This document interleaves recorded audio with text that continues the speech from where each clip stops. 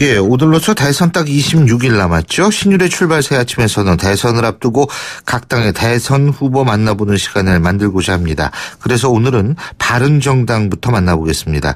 바른정당의 대선 후보시죠. 유승민 후보 전화 연결하겠습니다. 안녕하십니까? 예, 안녕하십니까? 예, 26일 남았어요. 그죠? 예. 예. 바쁘시죠?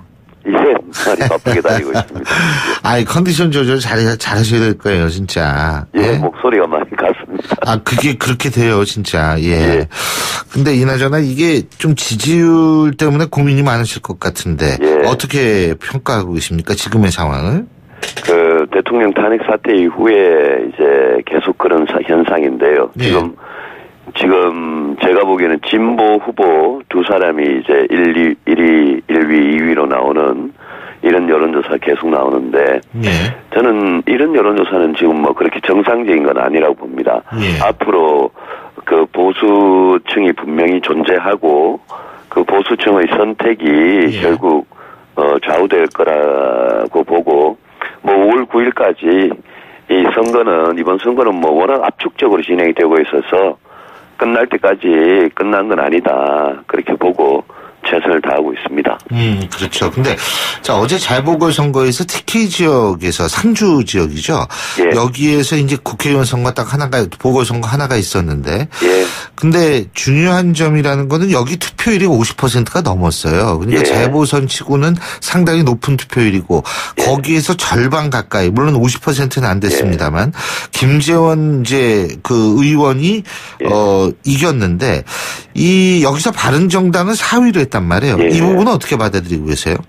아직 대구 경북 지역이 바른정당 입장에서는 예. 뭐 가장 어려운 지역입니다. 국회의원이 25명인데 그중에 주호영 의원 저하고 둘이만 예.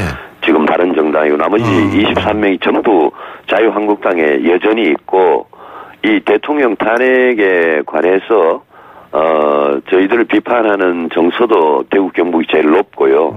그래서 최근 제가 이제 대구 경북에 많이 다닌 이유가 대구 경북 시도민들께서 이 대통령 탄핵 사태에 대한 올바른 판단 또 앞으로 보수가 나아가야 될 방향에 대해서 제가 계속 호소를 드리고 있습니다.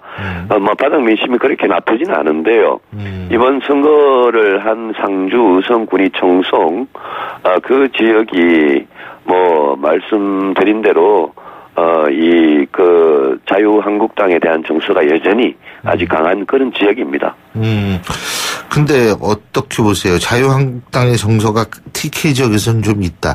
근데 그럼에도 불구하고 전체적으로 보면은 홍준표 후보도 TK에서 그렇게 썩 환영을 받고 있다고 생각하지 못하는 경우도 있는 것 같아요. 어떻게 보십니까? 예, 여전히 그 부분은 제가 말씀드린 대로 이제 지금 예컨대 문재인 후보나 안철수 후보에 대해서 특히 안철수 후보에 대해서 보수층이 지지를 하는 그런 부분이 있지 않겠습니까? 그런 부분은 이 안철수 후보를 보수 후보로 이렇게 착각한다든지 아니면 문재인 당선을 막기 위해서 뭐 선택한다든지 이런 부분이 있거든요. 네. 그래서 저는 뭐 남은 기간 동안 이 안철수 후보가 보수가 원하는 그런 진정한 보수 후보가 아니다. 이런 점을 저는 뭐 최대한 알릴 그런 생각입니다. 예. 어떤 의미에서 보수가 선택할 후보가 아니라고 생각하십니까? 안철수 후보는 이 국가 안보가 지금 어느 때보다도 심각한 상황인데 국가 안보에 대해서 대통령 선거를 코앞에 두고 지금 말 바꾸기를 하고 있습니다. 사드에 대해서 계속 반대하다가 최근에 한미 간 합의이기 때문에 어쩔 수 없다 이렇게 이야기를 하고 또 김대중 정부의 햇볕 정책을 계승하겠다 이렇게 쭉 말을 해왔고요.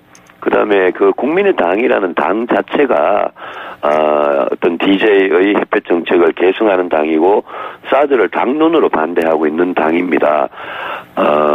뭐 대북 송금 사건의 주역이 당 대표고 예. 그러니 북한의 핵미사일로 가고 그런데 사드를 반대하고 이런 점을 저는 보수층 유권자들께서 제대로 아시면 저 사람이 국가 안보를 진짜 걱정하는 맡길 수 있는 그런 보수 후보가 아니구나. 저는 국민들께서 그렇게 나중 결국 알게 될 거라고 생각합니다. 근데 어제 뭐 조선일보에도 났고 요새 이런 분석이 있습니다. 안철수 후보 때리면 문재인 후보 지지율이 올라가고 이런 식이 돼버린다 그러는데 그 부분은 어떻게 보세요? 지금 현재 이제 이 대통령 탄핵 사태 이후에 뭐 자유한국당이든 바른정당이든 워낙 보수를 외면하는 그런 경향이 있죠. 그래서 저는 늘 뭐 제가 보수가 이제는 방향을 완전히 바꿀 때가 됐다. 그래서 저는 민생이나 이런 부분은 뭐 진보의 어떤 합리적인 요구를 수용하고 국가 안보는 누구보다도 튼튼하게 하는 그 노선을 일관되게 걸어왔기 때문에 저는 결국은 이 5월 9일 투표일 되면 보수층이 진정한 보수 후보로 돌아올 거라고 저는 믿습니다. 그런 차원에서 홍준표 후보의 단일화는 어떻게 보십니까? 홍준표 후보는 경남도지사를 사퇴하는 것을 어떤 법의 허점을 악용해서 이제 꼼수를 부렸고요.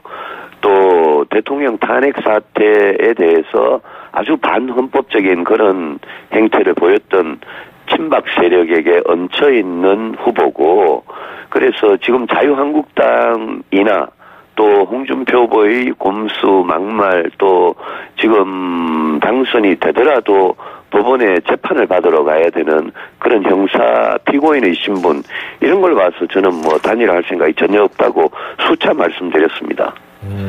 그래서 이제 끝까지 완주하시겠다 이 말씀이시잖아요. 당연히 그렇죠? 예, 끝까지 갑니다. 예. 근데 제가 좀 전에 안보 뭐 사드 이런 말씀하셨는데 우다웨이 만나셨죠, 우리 유 후보님, 그죠? 어떤 얘기 하셨어요? 우다웨이 만나서는 사드에 대한 중국이 오해를 하는지 일부러 오해를 하는 척을 하는지 몰라도 중국이 정말 잘못 생각하고 있는 부분에 대해서 분명히 얘기를 했고요. 또 사드는 우리는 빨리 배치할 거다. 이거는 우리 군사 주권이기 때문에 절대 타협이나 양보가 없다. 빨리 배치하고 나서 우리 경제 보복을 중단하라. 경제 보복 중단하는 그 문제를 우리 서로 대화로 풀자. 이렇게 제가 이야기를 했습니다. 우다웨이는 뭐라 그러던가요?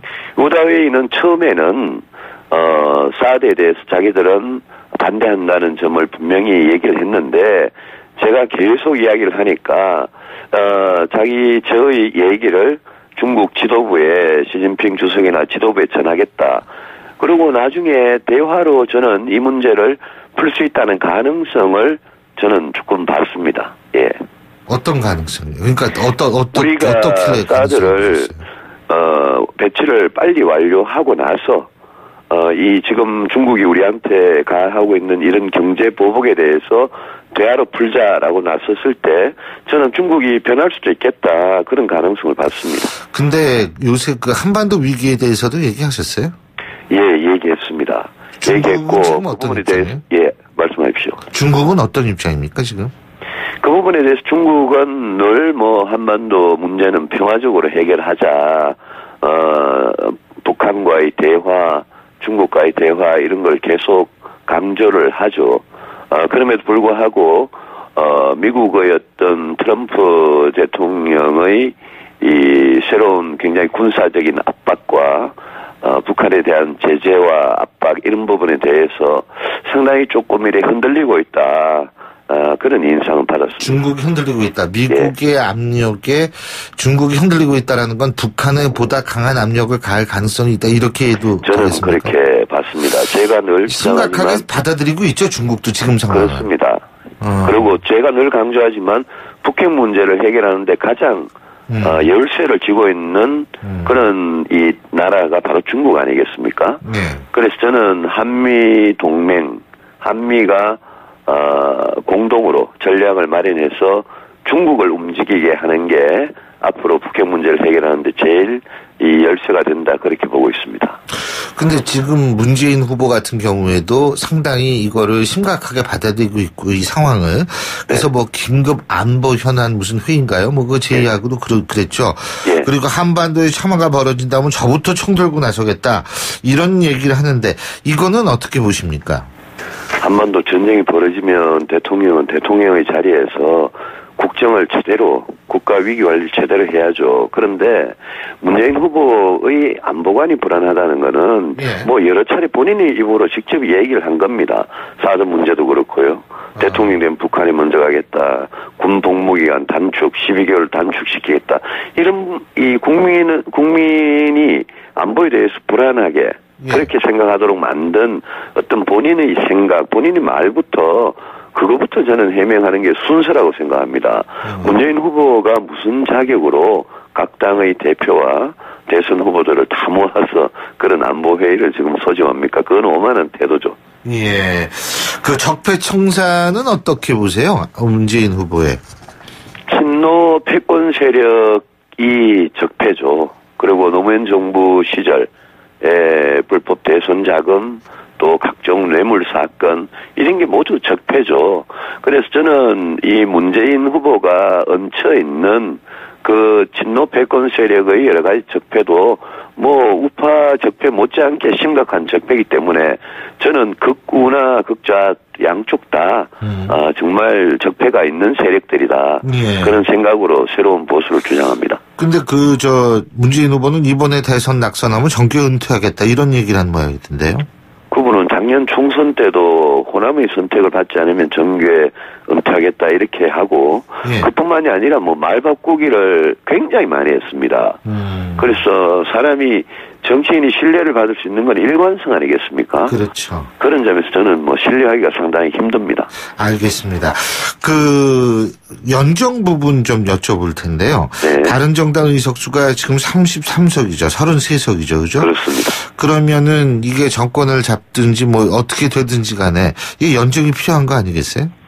저희들이 33석입니다만은 민주당이나 자유한국당 후보가 대통령이 돼도 여소야대는 다 마찬가지입니다. 그렇죠. 예. 그래서 다음 대통령이 되는 사람은 취임 직후에 어떤 문제든지 해결하려면 국회의 야당 지도자들, 야당 의원들, 야당을 지지한 국민들을 설득할 수밖에 없습니다. 그래서 대통령한테 제일 요구되는 게 바로 야당을 설득하고 소통하고 서로 양보하면서 위기 극복을 해결해내는 그 능력입니다. 저는 뭐 제가 대통령이 되면 누구보다도 야당과 소통할 자신이 있습니다.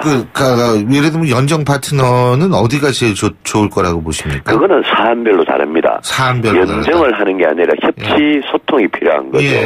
그거는 사안별로 다릅니다. 국가안보 같으면 당연히 자유한국당이나 알겠습니다. 국민의당 뭐 정도가 될 수도 있고요. 뭐 다른 뭐 민생이나 관련된 문제는 또 국민의당이나 민주당도 정의당도 될 수 있는 거고요. 그걸 어느 면정의 파트너를 딱 고정시켜 놓으면 오히려 문제 해결이 더 힘들 겁니다.